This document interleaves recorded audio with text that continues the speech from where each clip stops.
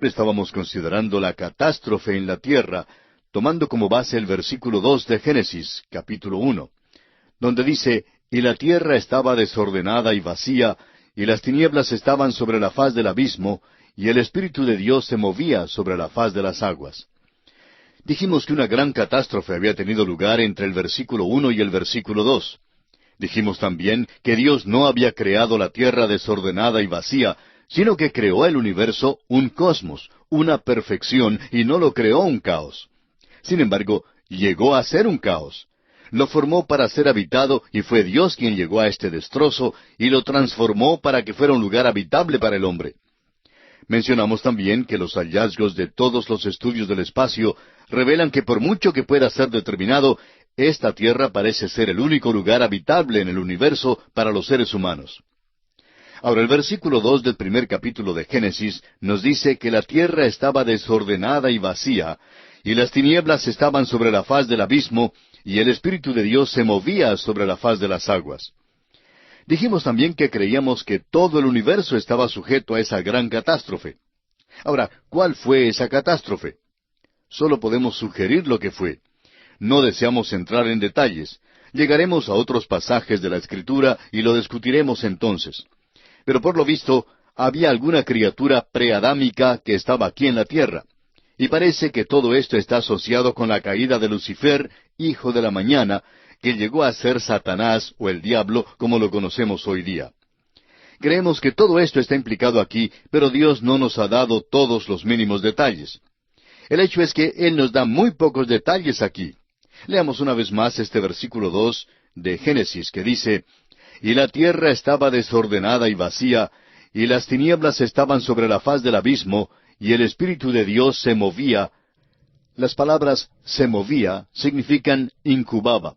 Es como la gallina con sus pollitos. Él incubaba sobre la faz de las aguas. Luego el Espíritu Santo comenzó un ministerio aquí, y encontramos que es algo que hace muchas veces, y es crear de nuevo. Llega a esta escena y crea de nuevo. Eso es precisamente lo que hace con nosotros. Usted recordará lo que el Señor Jesucristo dijo, «Os es necesario nacer de nuevo». Y no solo eso, sino también os es necesario nacer del Espíritu. En el capítulo 3 del Evangelio según San Juan, versículo 5 dice, «Respondió Jesús, de cierto te digo, que el que no naciere de agua y del Espíritu, no puede entrar en el reino de Dios». El agua es la palabra de Dios, y el Espíritu Santo es el autor de ella. Es importantísimo entonces que veamos esto, amigo oyente. Vamos entonces a considerar ahora la construcción de la tierra. Ahora algo ha pasado en la tierra. Se nos relata de 6 días de renovación. Llamamos al primer versículo la creación del universo. El segundo versículo nos habla de la convulsión de la tierra. Llegamos ahora a la construcción de la tierra en 6 días, que se menciona en los versículos 3 hasta el 31. Creemos que lo que encontramos aquí es aquel desarrollo. Quisiéramos ahora dirigir su atención hacia algunas cosas importantes aquí. En el capítulo 20 del libro de Éxodo, versículo 11, dice, «Porque en 6 días hizo Jehová los cielos y la tierra, el mar y todas las cosas que en ellos hay, y reposó en el 7º día. Por tanto, Jehová bendijo el día de reposo y lo santificó». No hay nada en este versículo acerca de crear. Dice, hizo. Dios está tomando lo que ya está formado, y en estos 6 días no está creando, sino recreando, es decir, creando de nuevo. Él está haciendo de lo que ya existe, de la materia que sin duda Él había causado que existiera billones de años antes, Él está creando la vida para ponerla en la tierra, y asimismo está creando al hombre para la tierra. Siendo que usted y yo somos criaturas, pues nos importa esta historia. Ahora, desde el versículo 3 hasta el versículo 5, leemos estas palabras. «Y dijo Dios, sea la luz, y fue la luz. Y vio Dios que la luz era buena, y separó Dios la luz de las tinieblas. Y llamó Dios a la luz día, y a las tinieblas llamó noche. Y fue la tarde y la mañana un día». El primer día, la luz. Amigo oyente, tiene que ser un día de 24 horas. No vemos cómo se pueda sacar de esto otra cosa.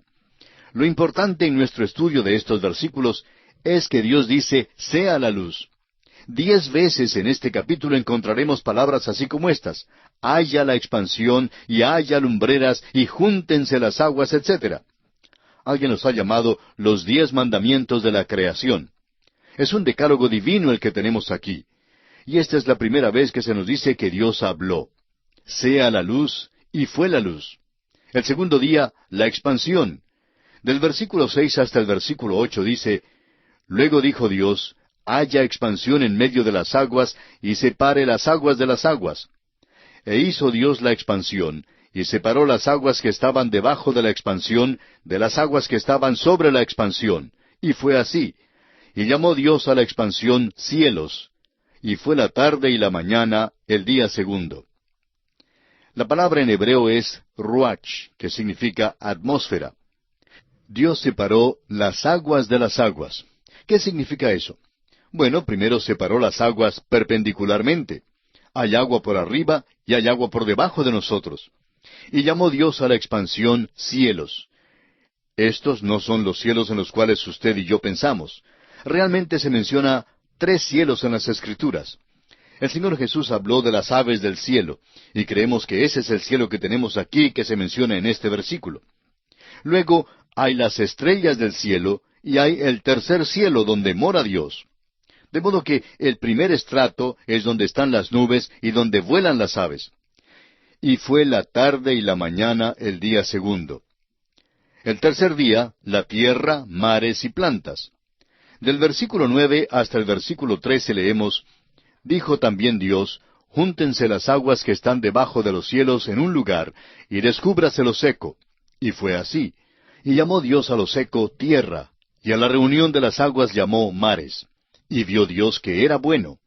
Después dijo Dios: Produzca la tierra hierba verde, hierba que dé semilla, árbol de fruto que dé fruto según su género, que su semilla esté en él sobre la tierra. Y fue así. Produjo pues la tierra hierba verde, hierba que da semilla según su naturaleza, y árbol que da fruto, cuya semilla está en él según su género. Y vio Dios que era bueno. Y fue la tarde y la mañana el día tercero. Ahora se hace una separación horizontal de las aguas. Primero, las aguas de arriba fueron separadas de las aguas de abajo. Ahora el agua es separada de la tierra. Y no hay nada que no sea científico en cuanto a esto. Nos dicen que cada lugar al costado superior de esta tierra en que vivimos hoy fue cubierto por agua alguna vez. Ese fue un juicio que ocurrió a la tierra por allá en la eternidad del lejano pasado, y no sabemos casi nada acerca de ello.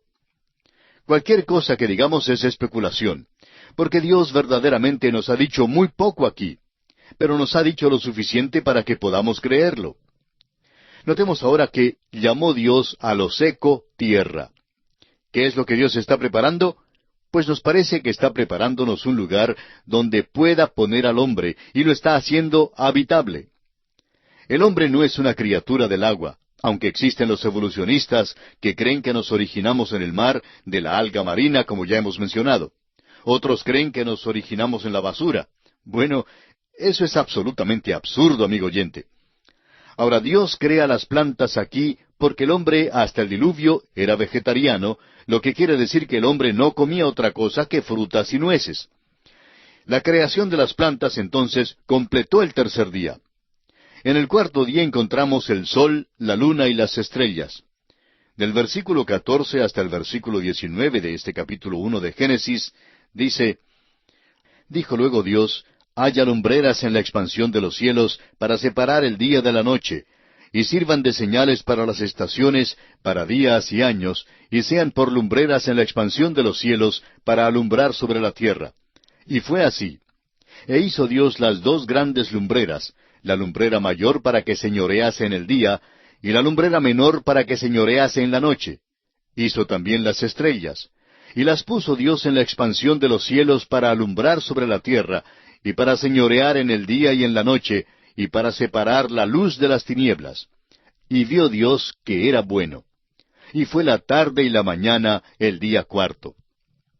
Dios no creó el sol y la luna en esta ocasión. Ya estaban en el universo. Dios simplemente los colocó en su lugar. Uno de ellos se encargaría del día, y el sol lo hace bastante bien. La luna lo hace bastante bien de noche. Hay algunos jóvenes que inclusive utilizan la luz de la luna para declararles sus sentimientos a sus enamoradas y se ven bastante bien influenciados. No conocemos su caso en particular, amigo oyente, pero el autor de estos estudios bíblicos, el doctor J. Vernon McGee, le declaró su amor a la que llegó a ser su esposa, precisamente a la luz de la luna. Como podemos ver, la luna influye mucho en la noche. De eso no hay dudas. Bueno, luego encontramos aquí una pequeña cláusula. Hizo también las estrellas. Ese fue un trabajo grande, pero no lo fue para Dios. Fue Juan Wesley quien dijo, Dios creó los cielos y la tierra.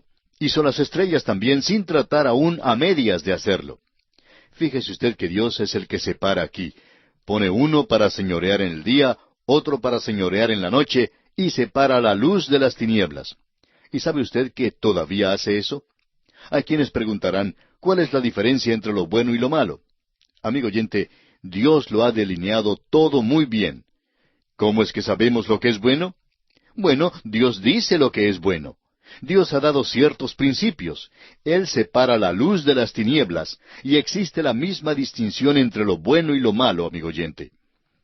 Es Dios quien hace la diferencia, y hoy todavía continúa haciéndolo.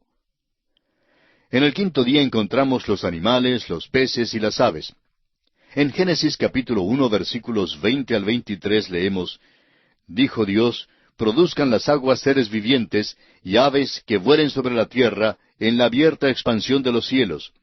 Y creó Dios los grandes monstruos marinos, y todo ser viviente que se mueve, que las aguas produjeron según su género, y toda ave alada según su especie. Y vio Dios que era bueno. Y Dios los bendijo diciendo, Fructificad y multiplicaos, y llenad las aguas en los mares, y multiplíquense las aves en la tierra. Y fue la tarde y la mañana el día quinto. Ahora encontramos aquí un poquito de la evolución, y no queremos que nos entienda mal, amigo oyente. No queremos decir una evolución que sostiene la tesis de que todo salió de una pequeña célula, sino que queremos decir que Dios hizo una de cada criatura, es decir, una célula de cada criatura. Notemos que dice que creó cada una según su especie. Eso no significa especies, así como dice Darwin. Es más amplio que eso, y puede que se considere mejor como fila. Significaría una clase entera, como por ejemplo la clase del caballo incluiría a la cebra. Es decir, Dios creó un animal de la clase del caballo, y todos los demás de aquella clase han procedido de él. Nosotros creemos que esa es la verdad. Es completamente distinto que el decir que todas las cosas comenzaron de una pequeña ameba, negando que Dios creó los animales. Creemos que ha habido cambios y desarrollo, pero ha habido también un desarrollo hacia abajo. Notemos que Dios proclama que su obra es buena. El científico dijo que si vamos a enseñar la historia de la creación, podemos también enseñar la teoría de la cigüeña.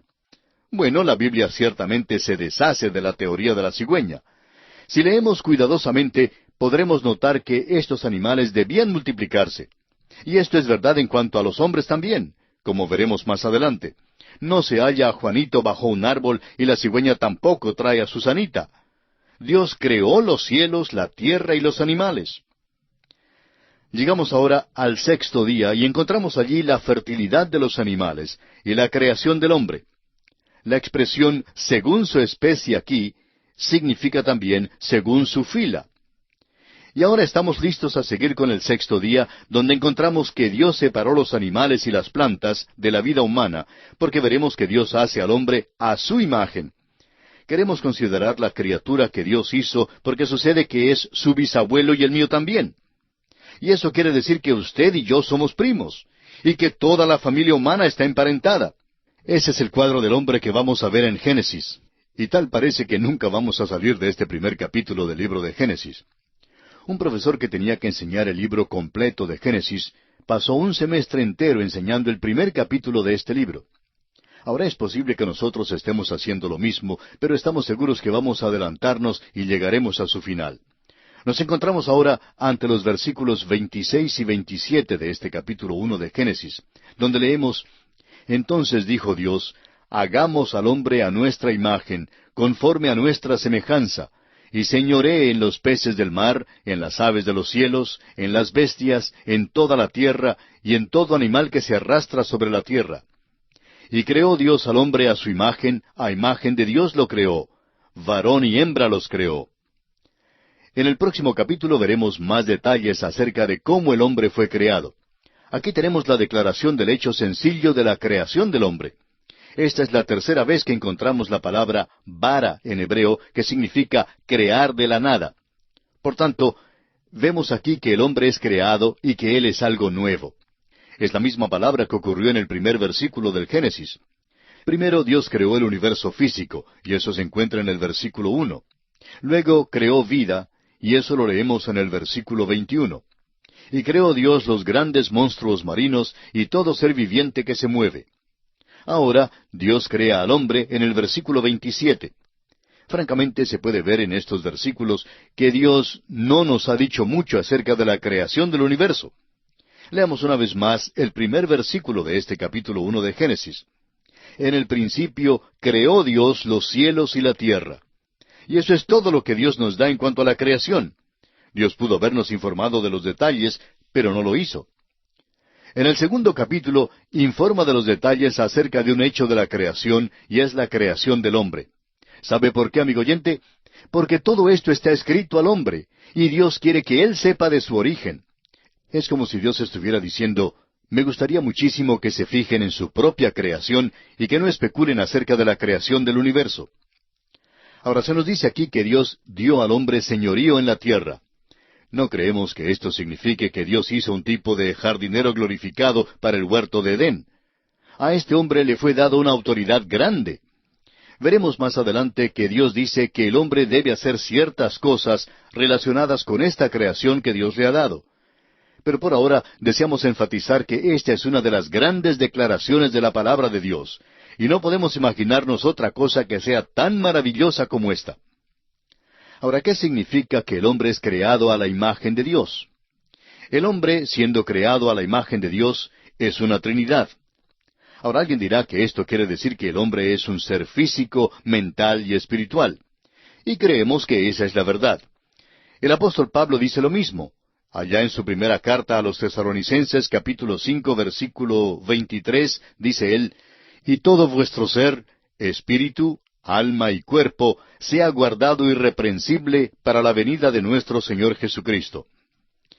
Veremos en el capítulo 2 que realmente significa más que eso. Creemos que incluye el hecho de que el hombre es una personalidad y como personalidad es consciente de sí mismo.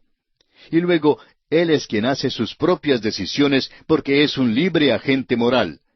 Esta es la cosa que es singular aparentemente en cuanto al género humano. Esto se deduce del hecho de que el hombre es creado a la imagen de Dios. Estos versículos no nos dan los detalles acerca de cómo fue creado el hombre, ni cómo fue creada la mujer. No encontramos tales detalles sino hasta cuando llegamos al segundo capítulo. Y esa es la razón por la cual decimos que Dios no tenía la intención de informarnos de los detalles con respecto a la creación de este gran universo en el cual vivimos, porque si nos los hubiera dado, tendría que haber añadido muchos más capítulos en cuanto a esta creación. Él no ofrece ninguna explicación más que la que tenemos, que Él es el Creador. Y eso, amigo oyente, nos trae de vuelta a la importantísima verdad que hallamos en el capítulo 11 del libro de Hebreos, versículo 3, donde dice, por la fe entendemos haber sido constituido el universo por la palabra de Dios, de modo que lo que se ve fue hecho de lo que no se veía. Las cosas que vemos hoy fueron hechas de las cosas que no existían antes. La creación fue hecha de la nada. Alguien nos pedirá que expliquemos esto. Amigo oyente, no se lo podemos explicar. Lo interesante es que la evolución tampoco lo explica. Nunca ha contestado la evolución la pregunta de cómo la nada llega a ser materia. Siempre comienzan con una pequeña ameba, o con una basura, o con un pedacito de alga marina, o con un mono en un árbol. Amigo oyente, es que nuestras mentes deben tener algo con qué comenzar, pero la Biblia empieza con nada. Dios creó. Esta es la revelación grande de este capítulo. En Génesis capítulo 1, versículo 28 leemos, y los bendijo Dios y les dijo, fructificad y multiplicaos, llenad la tierra y sojuzgadla, y señoread en los peces del mar, en las aves de los cielos, y en todas las bestias que se mueven sobre la tierra. Ahora consideremos esto un poquito porque creemos que hemos llegado a algo interesante. Dios ha dado a esta criatura una bendición excepcional. Mandó al hombre que fructificara, se multiplicara y llenara la tierra. De modo que vemos aquí que Dios es quien ha presentado el asunto del sexo. Es muy interesante que esta generación cree que ha descubierto algo nuevo. Uno recibe la impresión hoy en día que este asunto ha llegado a ser un atolladero psicológico para esta generación, y que esta generación es como el Cristóbal Colón que acaba de descubrir el sexo. Amigo oyente, es Dios quien hace mención del sexo allá en el principio, en el Génesis.